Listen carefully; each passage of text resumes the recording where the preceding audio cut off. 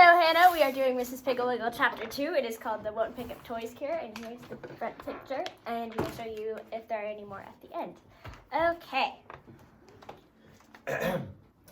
Hubert was a very lucky little boy whose grandfather always sent him wonderful toys for Christmas. Hubert's mother said that his grandfather sent him these marvelous presents because Hubert was such a dear little boy. His father said it was to make up for that awful name they had wished on him. Hubert was named for his grandfather.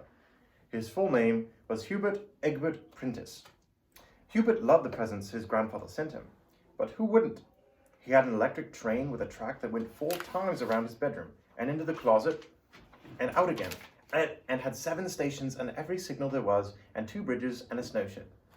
He also had a little builder set so large that he could build regular office buildings, and a great big wagon full of stone blocks made into shapes so that he could build big stone bridges for his electric train, and stone buildings and even stone barracks for his 1,500 toy soldiers. Hubert also had a circus with every kind of wooden jointed animal, and clowns, and tightrope walkers, and trapeze artists. He had a little typewriter, and a real desk, and a little radio, and 2 automobiles. He had about 100 or more airplanes, and little cars. He had a fire engine with real sirens, and lights, and hooks, and ladders, and so many books that he had to have 2 bookcases in his room. Hubert liked all his toys, and he was moderately generous about letting other children play with them. But he never put his things away. When his mother made his bed, she had to pick her way around and in and out and over the electric train and track. She had to take circus performers off the bureau and the bedposts. She had to pick up books that had been thrown face down on the floor and was continually gathering up the little builder set. It used to take her about 3 hours to do Hubert's room and about an hour to do the rest of her housework. She would send Hubert up to put his toys away, but all he ever did was to stuff them under the bed or into the closet, and in the morning when his mother cleaned his room, they were there for her to pick up. Mrs. Prentice was getting a little bored with this. One rainy Saturday, Hubert invited all his little friends to play up in his room. He had Dickie and Charlie and Billy and Tommy and Bobby. They got out every single toys that Hubert owned and played with them, and then just before dinner, they all went home and left the mess. Hubert's mother didn't know a thing about this until the next morning when she went in to make Hubert's bed. Then she just stood in the doorway and looked. The electric train track went under the bed 5 times and under the bureau and under the chairs and around the desk and into the closet. Along all the track were bridges and buildings of the stone blocks and whole towns built from the little builder set.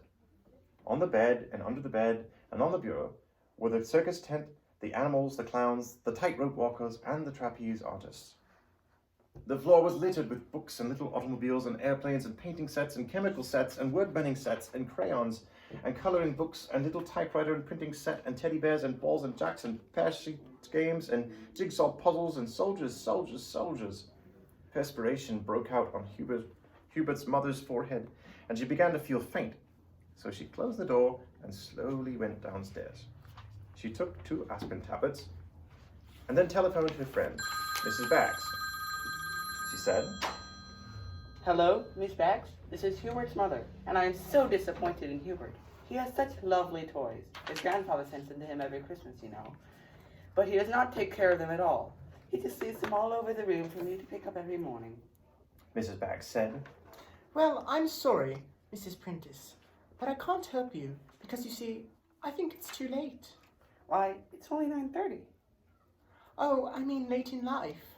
You see, we started Ermentrude picking up her toys when she was 6 months old.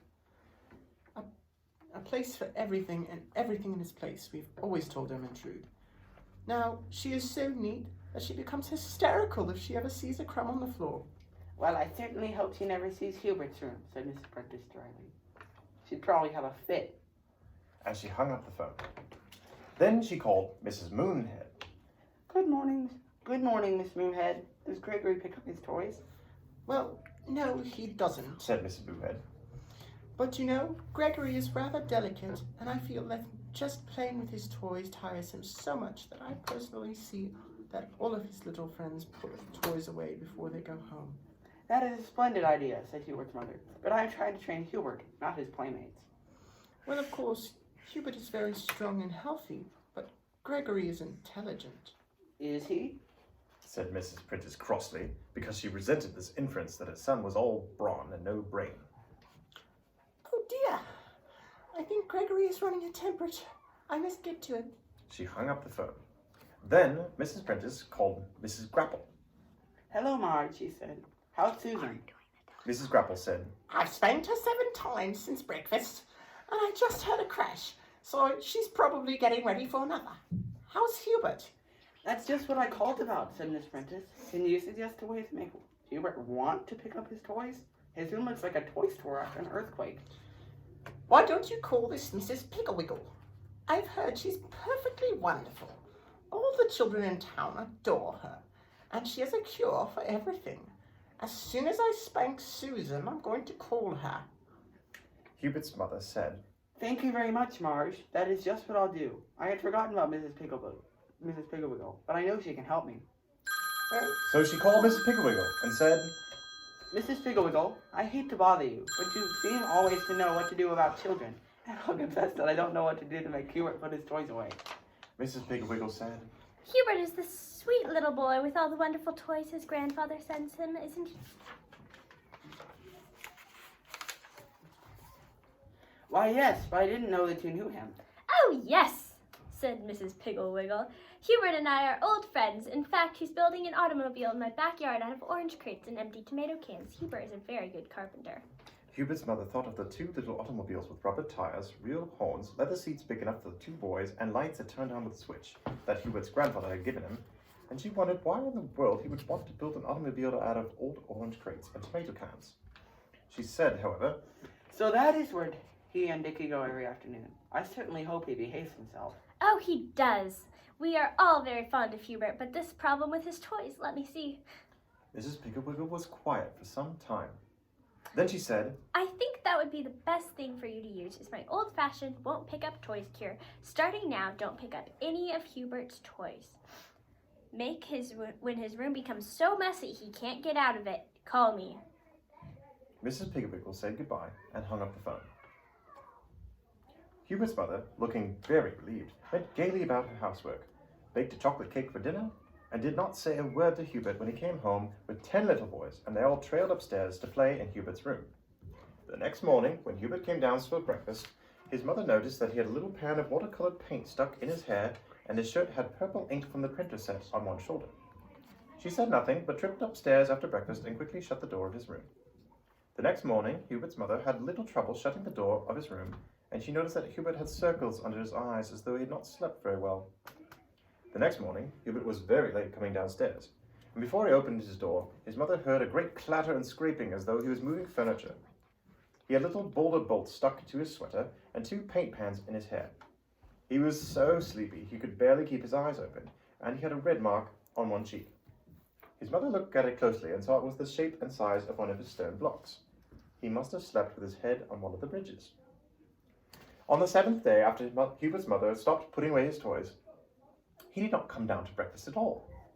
About 11 o'clock, his mother became worried and called up Mrs. Pigglewiggle. She said, Good morning, Mrs. Pigglewiggle. This is the 7th day of the old-fashioned won't pick up toys cure, and I am worried. Hubert has not come downstairs at all this morning. Let me see, the 7 days, it usually takes 10 days, but Hubert has so many toys that it would be naturally quicker. Quicker at what? said Hubert's mother anxiously. Quicker at getting trapped in his room. Said Mrs. Pigglewiggle. You see, the reason Hubert hasn't come downstairs is that he cannot get out of his room. He looks... Have you noticed? Have you noticed anything different about him lately? Well, Said Hubert's mother. he looks as though he hadn't been sleeping well. And on the 4th morning, he's had a red blotch on his cheek, just the shape of one of his stone blocks. He probably can't get out his bed and is sleeping with his head on the blocks for a pillow. But what will I do? Asked Hubert's mother. How will I feed him? Wait until he calls for food and then tell him to open the window and you put a piece of rather dry bread and peanut butter on the garden rake. He will have to drink out of the hose, tie it to the rake, and poke it up to him. When Hubert's mother hung up the telephone, she heard a muffled shouting from the direction of Hubert's room. Ah! She hurried upstairs and listened outside the door. Hubert was shouting. Mother, I'm hungry. His mother said, Go over and open the window, dear. I will send something up to you on the rake. Mrs. Prentice took the crusty piece of a very old loaf of bread, spread some peanut butter on it, and took it around by the side of the house. Pretty soon, Hubert's window was raised about a foot, and a hand and an arm appeared. His mother stuck the bread on one of the tines of the rake and poked it up at the window. The hand groped around for a while, and then found the bread and jerked it off. The window banged shut. That night, when Hubert's mother came home, his mother told him all about Mrs. Pigwiggle's treatment. Hubert's father said, Mrs. Pigglewiggles sounds all right, but none of this would have happened if Hubert's grandfather hadn't given him so many toys. When I was a boy, all I needed to have a good time was a little piece of string and a stick. Not that old string and stick routine again, John. Anyway, now that Hubert has the toys, the picture has changed. Mr. Prentice hid his face behind the evening paper and said, Something smells delicious. Is it Irish stew? I hope. Yes, dear, said Hubert's mother, worrying about how she was going to serve Irish stew to Hubert on a rake. She finally put a potato on one prong, a carrot on another, an onion on another, and pieces of meat on the last three. The window was open only about 3 inches, but the hand grabbed the food. After dinner, Hubert's father tied the hose to the rake and held it up to where Hubert put his mouth to the window opening and tried to get a drink of water. It was not very successful, but he managed to get a few drops. Mrs. Prentice was worried. The next morning, she knocked on Hubert's door and said, Hubert, what are you doing in there? Hubert said, I've got a bear pen made out of bureau drawers, and my bed's the mother bear's house, and my train runs under my bed 13 times now. Hubert, dear, don't you think you should try and come out soon? Hubert said, I don't want to come out. I like it in here. All my toys are out, and I can play with them at any old time I wanna. This is fun. His mother went downstairs and called Mrs. Pigglewiggle. Mrs. Pigglewiggle said, Wait, I was busy with that. Thank you. Okay. Oh, wait. Ah! Okay, no, we can keep going. But he will want to come out. Wait and see. That afternoon, about 2 o'clock, there was music on the street and children's voices laughing and calling, and pretty soon, right past Hubert's house, marched Mrs. Pigglewiggle and all the children, and right behind them came the circus parade. Hubert managed, by putting one foot on the bureau drawer and another on the freight car of his train, to get up to the window and look out.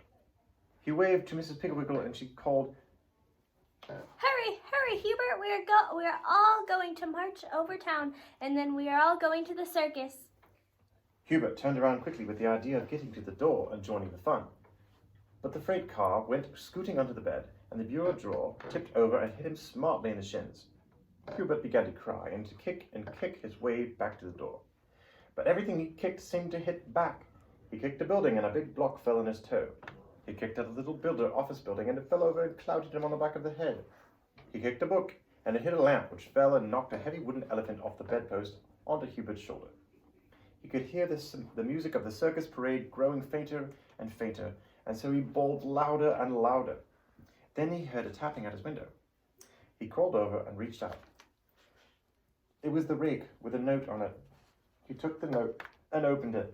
It said, The only way you can get out of that trap is to put everything away where it belongs. If you hurry, we will wait for you. Your friend, Mrs. Pigglewiggle. Hubert began by finding the little builder box. He took down an office building and put each piece in its right place.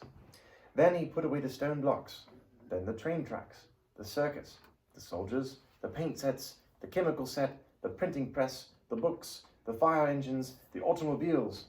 He played little games, pretending that he was racing someone to see who could find the most parts of the game the quickest. He had to take off the bedclothes and shake them in order to find the soldiers and the circus. And then he thought that as long as the bedclothes were off, he might as well make his bed. It was so lumpy when he finished, he thought he had left some airplanes in it, and took the covers off again and shook them. He made the bed again, and this time it was neat and smooth. Hubert was proud. He was under the desk finding the last piece of the little builder when he heard the music again. He put the piece in the box, put the box in the closet, and tore down the stairs and out the front door. There they came, Mrs. Pigwiggle, all the children, and the circus. Hubert ran out to meet them, and nobody said anything about the pan of orange paint stuck in his hair, or the word Exhibition printed on his cheek in purple ink. Away they went down the street, Hubert carrying the flag and yelling the loudest. All right. Were there any pictures in the middle of this chapter? Oh, Oh, there was one. Yes, There was here you one. go. That's All right. This is the of one him stuck in his room. picture of him stuck in his room with all his toys. I hope you liked this chapter. We had fun doing it for you. Love you, Hannah. Bye. Bye.